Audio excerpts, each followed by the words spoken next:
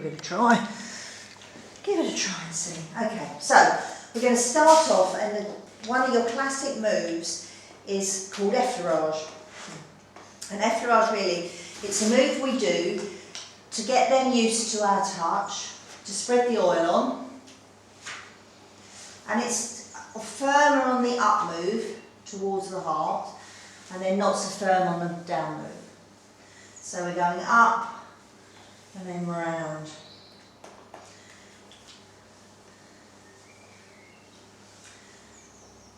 And it's flat of your hand,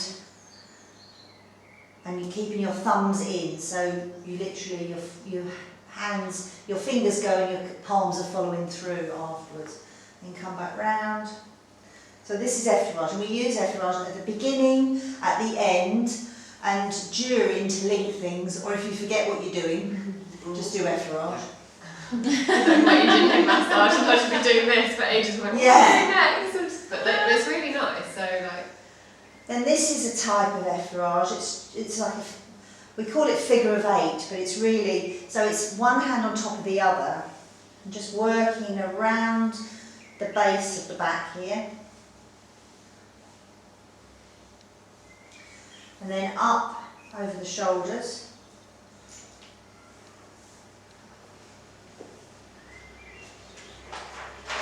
Is there a particular set number of times you're supposed to do? No, I would normally say 3 or 4, sometimes 6, but no, there isn't really.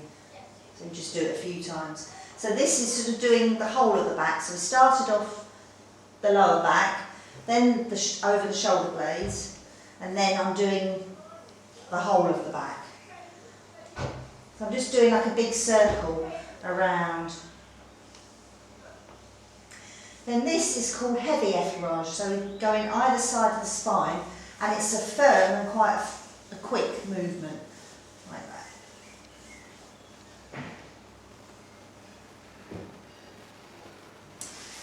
This is called ringing, so we're using the flat of our hand and going across both sides. So I'm going down, and obviously here you need to be aware of these. You follow the line of the around the top of the shoulders here. I'm crossing my arm over, right down the side of the back. Down the arms a bit, so you go across the shoulders there, and then come back down.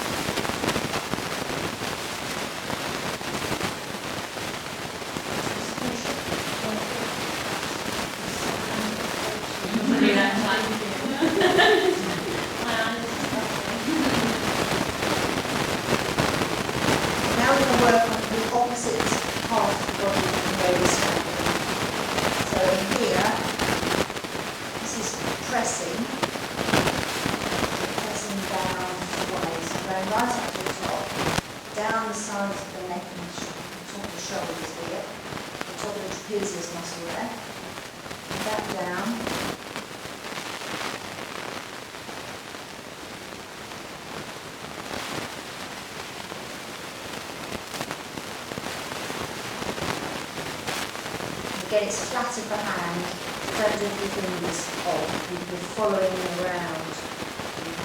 So you do that one time, then lifting.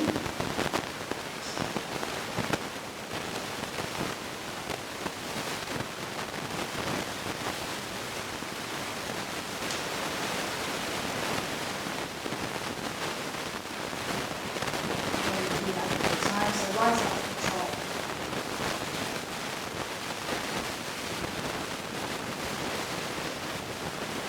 Then this is petrissage, and petrissage is a friction move, very good for breaking down lumps and knotty bits, and it's using your thumbs, this kind of friction. So this is Petrosol.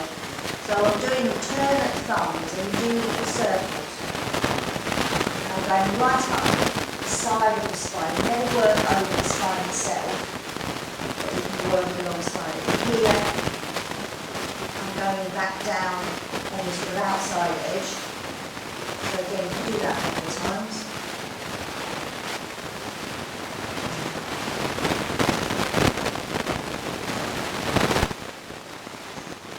And this is kneading.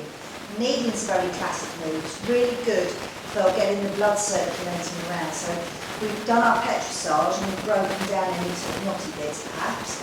So now we're getting the blood flowing. This is a bit like wringing out a dishcloth. So we're using this part of the hand and each hand alternatively. You can see the muscle of the skin moving. This is called kneading. Again, right up to the top.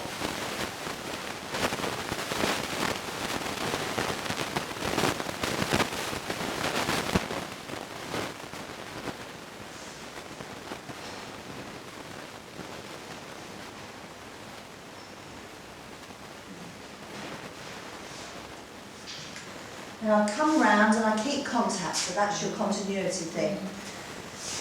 You got any problems with the shoulder? Yeah? If you're okay, you can bring the arm up to the back, lie back like that. Can't do this with men a lot of the time because they have really long shoulders and then you just can't put their arm back there. If you can, because what it does, it raises the shoulder blade up. The face shoulder blade on this side's quite raised anyway, but it just raises it a little bit more. It means then you can get underneath, you've got muscles in here with the rhomboids, and you can get right in under there, and you nearly always find knots in there. So I would either, so you can stand here, you can work around with your thumb, you could do little circles, doesn't matter, you just want to work on that bit under there. Or you can do into this end, go up, again, one thumb, two thumbs, working around, and you quite often find a little area in there that's quite tight.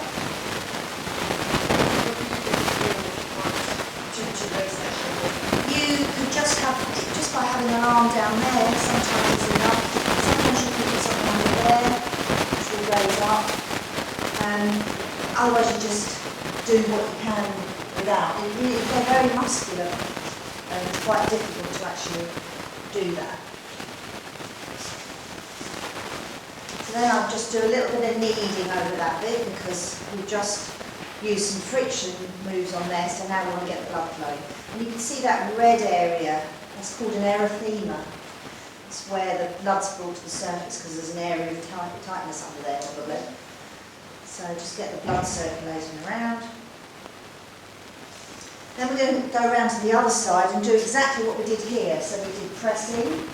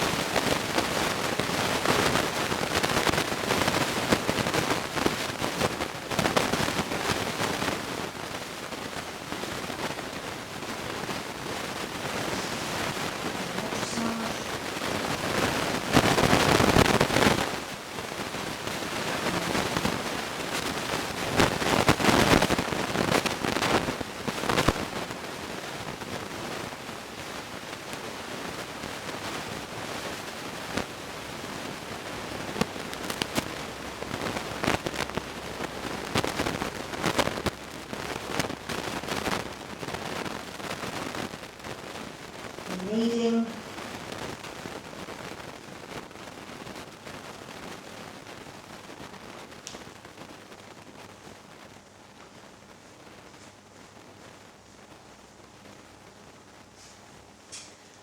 And then you do the same with the other arm. Any shoulder problems this side?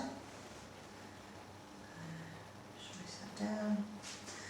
And then use your thumb, two thumbs.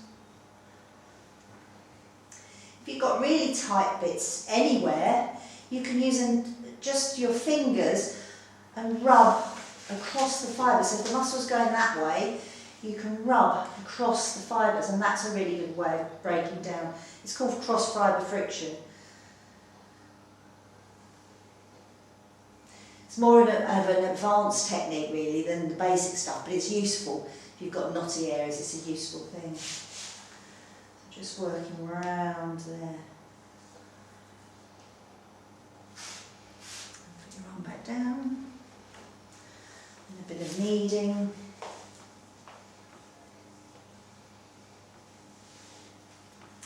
And we're going to work from the top of the body now. So literally I'm working both sides of the spine. So if you find the bottom of the shoulder blades roughly, you pop your thumbs either side of the spine. Fingers aren't really doing anything, they're just resting. And then I'm pulling my thumbs towards me. This is another friction move, they call this the T movement. And you go down and you'll get to a point where you just pop off the muscle. So you pop off the top of the trapezius here.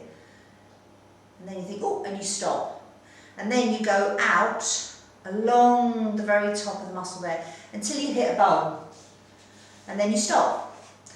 Fingers stay on and bring your thumbs back round.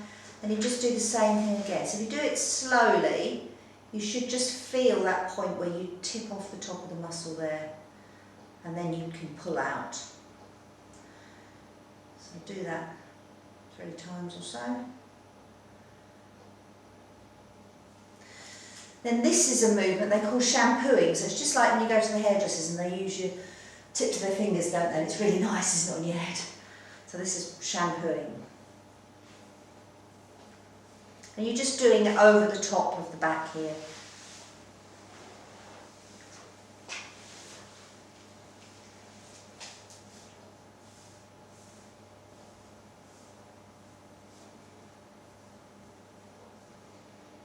Then this is knuckling, so I'm using the 2 knuckles on both my hands and I'm going down either side of the spine. And you go down as far as you can get. You know, and if that's only here, depending on the length of their back and your arms or how big your boobs are, you can go down until you can get.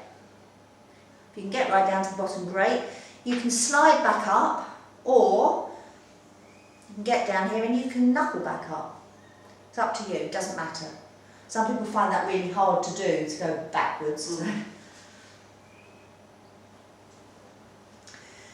Then this is called reverse effleurage. So we started off with effleurage, and this is an effleurage too, but we're starting here and going away from us. So that's not so firm. And then this is a firmer move, and here you're coming up the sides and pulling round the tops of the arms and then round up into the neck here. Keep one hand there and put one hand down because that's your contact, so you keep in contact. And then down, so not so firm, and then this is a firmer, quite a pull coming up.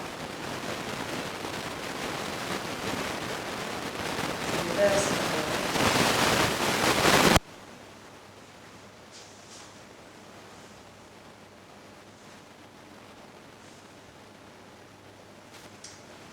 And come round to the side, and any side, and try both sides because it'll feel easier to do it on one side than the other. So this is spinal stretches. Now I said we don't work over the spine, but here we sort of are because we're going to use our forearms and stretch down. But most people, unless they're a bag of bones, have muscle either side of the spine. So we're working on those muscles. I'm not working on the bone. If you've got somebody very skinny and there are bones there, then I wouldn't do this because it feels horrible in your arms. It's like, so literally I'm going down.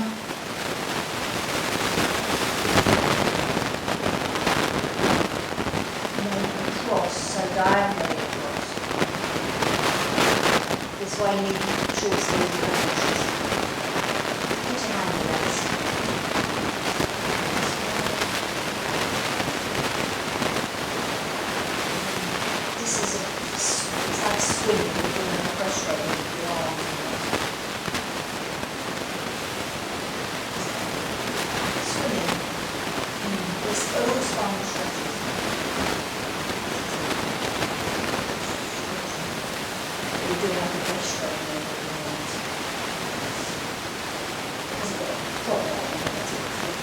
Okay.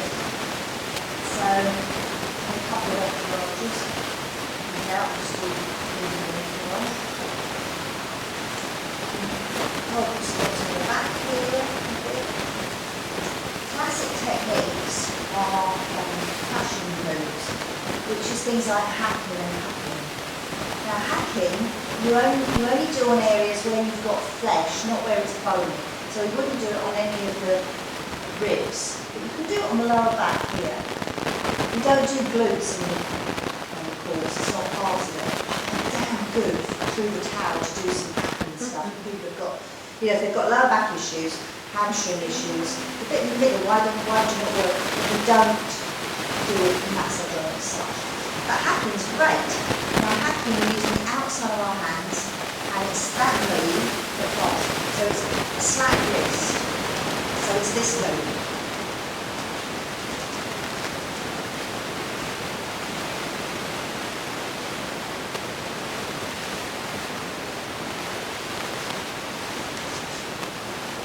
You can do it up here. Shoulders, but again here it's too bony. So I tend to just do it on the lower back here, but then through the towel and through it as well. There's other percussion moves that we'll do on the legs later. There's ones where we use our fists and we do pounding, beating. You could do them on the glutes, but I wouldn't particularly do them on the back because you haven't got the space to really do them. And there's one called cupping. I'm absolutely crushed at. And you use the cup shape there and you're supposed to make a sound horse's hoof. We do that on the legs later. Again, not really good space on the back. So that's what you do. We're not meant to sound the slack, it's meant to sound like a horse's hoof. So again, that's all part of it.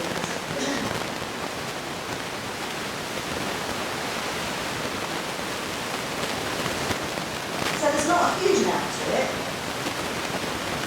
And you could do that through a couple of times to make that seem like a nice half-hour treatment. I would cover them up, and I hate having that oily feeling, so I always soak up the oil on the towel. It's going to wash the towel. Once you use paper towel, I would soak up any excess just by gently rubbing. And then I always give the spine a bit of graphies up the top and right in the centre of the spine and just make it roll.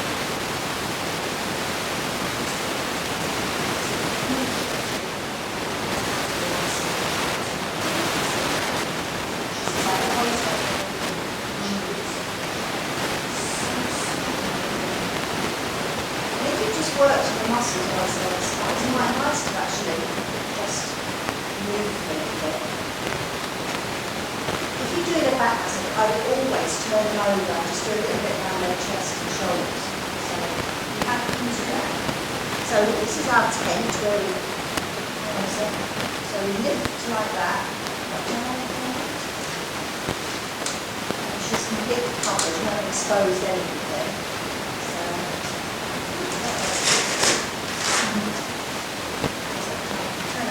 It's nice little thing there. Rearrange your towels because they've probably got a bit all right and you can go back.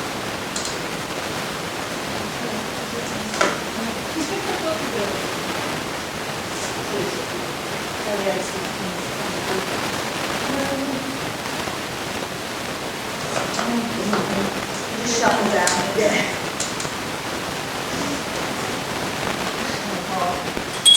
Very good. So here, expose their shoulders, but you can leave your arms under the towel. I would suggest you do these out because you don't want to expose them with your work. You're happy like that. So again, we're going to start with effleurage. So start on the top of the chest. It's also not going to work in the lower down. Boobies, round the top of the arms. And then you come round and up to the back of the neck. So almost up to the mastoid processes at the back of the ears we're working on. So one hand down, join it, so coming out over the shoulders, round, and then up. So this is effleurage. So you're just following the contour of the upper body really. So round and then up. Turn the head to one side or another, and then you're coming up the side, alternate hands. So I'm working across from the top of the deltoids here, top of the shoulder, up the trapezius and up into the neck itself here. So right up the side. And go back to the middle, do the one in the middle, turn the head the other way, and then you do exactly the same on the opposite side.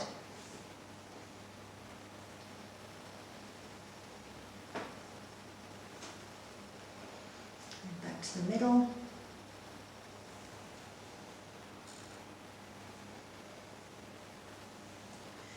And then we're going to rub across. So this is a friction move. So that, doing that sort of like that cross fibre I said about. Just a friction. Anything where you're rubbing, creating heat, is a friction move. So here I'm just rubbing with 3 fingers. So you sort of make your fingers flat, and then you're just rubbing across the top of the trapezius there. We get a lot of tension there, don't we? That's that place on our upper backs where everybody goes, oh!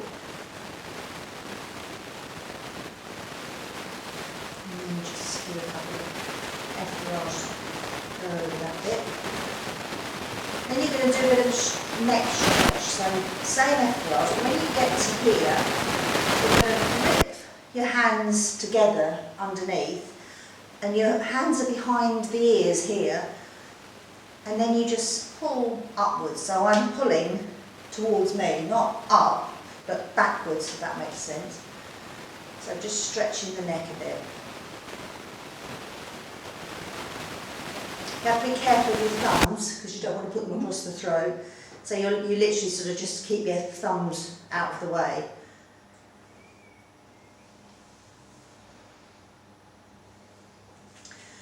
This squidgy bit here underneath the collarbone is where our lymphatics drain into. Can be quite a tender area. It's also where your pectoral muscles come in here. So again, I would just do your little thumb circles around there, or you could use your knuckles and do some knuckles in there. But you don't press right in, it's quite a gentle move really. And then turning round and out.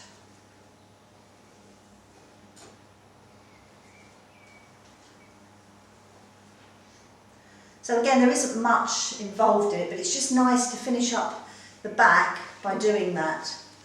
Because if you just do the back, it's almost like you've missed a bit. At the end, I would just again try and soak up a bit of oil. So put the towel up a bit, be careful you don't choke them. So make sure there's a nice gap there. And then I would just press down. Because most people have got one shoulder higher than the other. This side. It's much higher off the deck than... I've got trouble with my facet joints. Oh, okay. It's that side that it affects, so that side's always raised. And then pushing down towards the feet. So down into the couch. And again, I use alternate, but you could use the ones together. Try it and see what works for you. And then push it down. And that's a nice way to finish the back massage. Just finishes it off somehow. It seems like it's the thing to do. Let's turn this on.